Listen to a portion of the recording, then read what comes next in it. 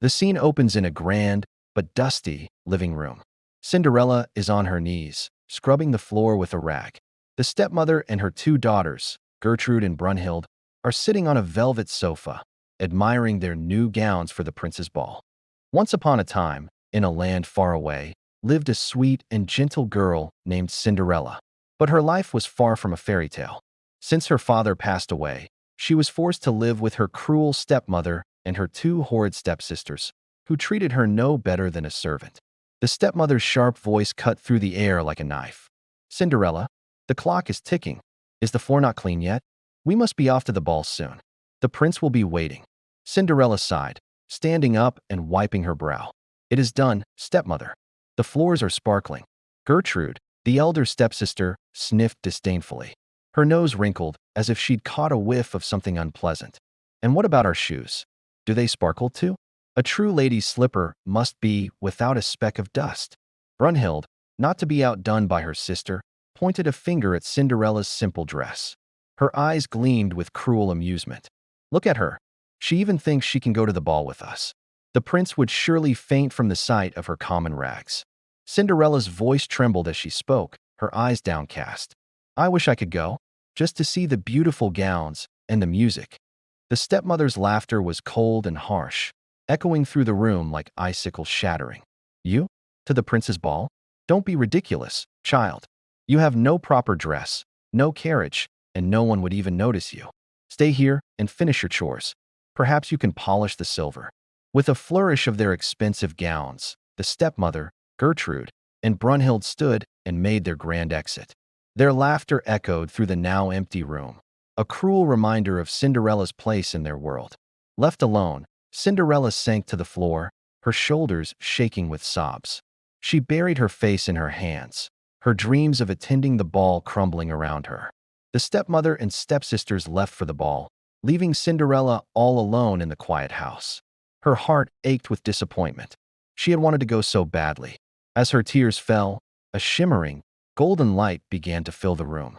Soft, ethereal music filled the air, and suddenly, in a puff of sparkles, the fairy godmother appeared. She was dressed in a shimmering, celestial gown, holding a glowing wand that seemed to pulse with magic. Her voice was gentle and kind as she spoke. "Why the tears, my dear? The night is young, and the magic is just beginning." Cinderella looked up in surprise, her eyes wide with wonder. Who are you?" she asked, her voice barely above a whisper. The fairy godmother's smile was warm and reassuring. "I am your fairy godmother, and I have come to make your wish come true. You shall go to the ball." Cinderella shook her head sadly, her hopes rising and falling in an instant. "I can't. I have nothing to wear and no way to get there." "Oh, but we can fix that," the fairy godmother said, her eyes twinkling with mischief. "First, go into the garden and fetch me the biggest pumpkin you can find." Still in a daze, Cinderella hurried outside. She returned moments later, struggling under the weight of an enormous pumpkin. The fairy godmother's eyes lit up at the sight. With a graceful wave, she tapped the pumpkin with her wand. "Bibbidi-bobbidi-boo," she exclaimed. In a flash of light and a puff of smoke, the pumpkin transformed. Where once sat a humble gourd, there now stood a magnificent, golden carriage. Its curves gleamed in the moonlight, and delicate filigree adorned its sides. Cinderella gasped in awe, her hand flying to her mouth. The fairy godmother wasn't finished yet. "Now, for your companions," she said. "Bring me 4 mice from the mousetrap and a lizard from behind the watering can." Cinderella did as she was told, her heart pounding with excitement. She watched in amazement as the fairy godmother tapped each creature with her wand. Bibbidi-bobbidi-boo. The Animate the mice character stretched speaking and with grew, smooth their Pixar fur style turning motion, white subtle as head nodes snow. blinking, In and slight moments, hand for gesture. He beautiful talks white horses confidently stood into the before them, background pawing at the podcast studio ground and static. tossing their Lighting is manes. warm and The cinematic. lizard, too, underwent a magical transformation. It elongated and straightened, becoming a handsome footman in a crisp uniform. And finally, the fairy godmother said, her voice filled with anticipation, "The most important part, your dress." Cinderella looked down at her tattered dress, suddenly self-conscious. But before she could speak, the fairy godmother pointed her wand directly at her. Bibbidi-bobbidi-boo. Another flash of light enveloped Cinderella. When it faded, her rags were gone, replaced by a breathtaking, sparkling ball gown.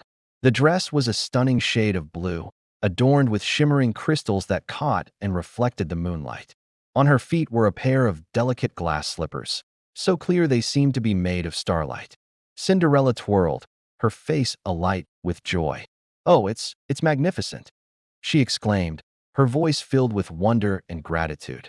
The fairy godmother smiled, but held up a finger in caution. "Now, a word of warning, my dear.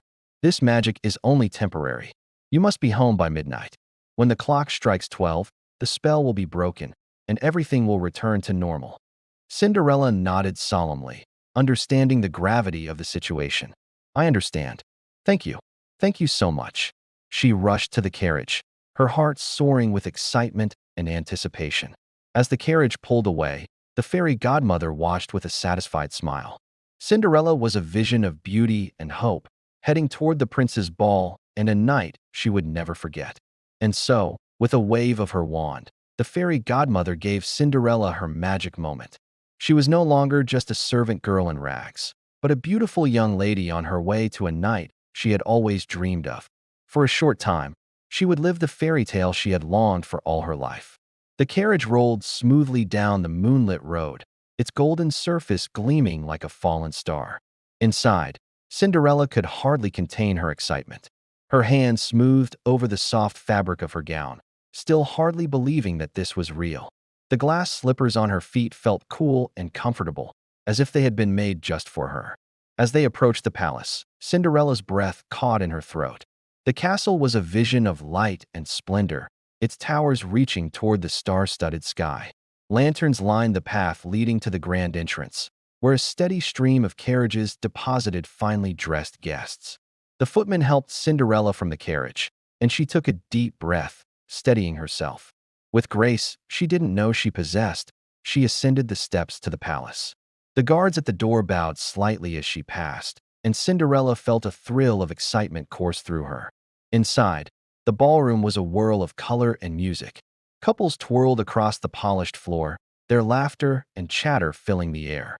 Cinderella's eyes were wide as she took in the scene, from the glittering chandeliers overhead to the sumptuous buffet tables laden with delicacies. As she made her way into the crowd, she felt eyes turn toward her.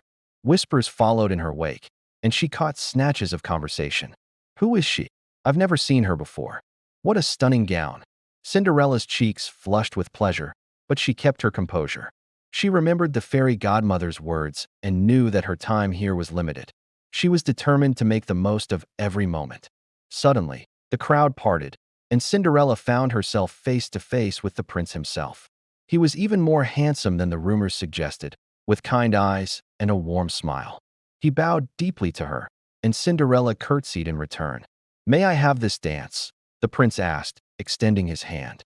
Cinderella placed her hand in his, her heart pounding. "It would be my pleasure, Your Highness." As they began to dance, the rest of the world seemed to fade away. Cinderella felt as light as air, twirling and spinning in the prince's arms. They talked and laughed, and Cinderella found herself opening up in a way she never had before. The night passed in a blur of joy and wonder. Cinderella danced until her feet ached, but she didn't care. She sampled delicious foods, chatted with other guests, and always found her way back to the prince's side. But as the clock began to approach midnight, Cinderella felt a pang of anxiety. She knew her time was running short. With a heavy heart, she excused herself from the prince's company, promising to return soon. As she hurried down the palace steps, she heard the first chime of midnight. Panic seized her, and she began to run. One of her glass slippers slipped from her foot, but she didn't dare stop to retrieve it. The final stroke of midnight rang out just as Cinderella reached her house. In a shower of sparks, her beautiful gown transformed back into rags. The carriage became a pumpkin once more, and her animal friends returned to their original forms. Cinderella sank to the ground, breathless and overwhelmed. But as she looked at the remaining glass slipper in her hand, a smile spread across her face. For one magical night, she had lived her dream, and somehow, she knew that this was only the beginning of her story.